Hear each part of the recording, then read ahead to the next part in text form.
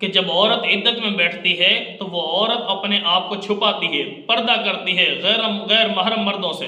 हत्ता कि इन चीज़ों में देखा जाता है घर में जो अफराद हैं उनसे भी चेहरा छुपा लेती है।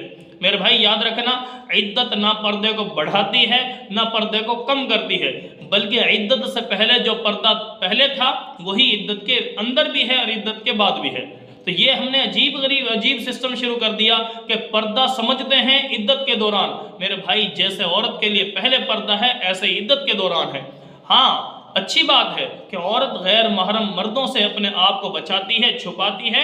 यही अल्लाह करे मेरे मुसलमान ख़वातीन के अंदर ये आदत बन जाए, आगे पीछे इद्दत से पहले, इद्दत के अंदर और इद्दत के बाद भी उन गैर महरम मर्दों से पर्दा करना चाहिए।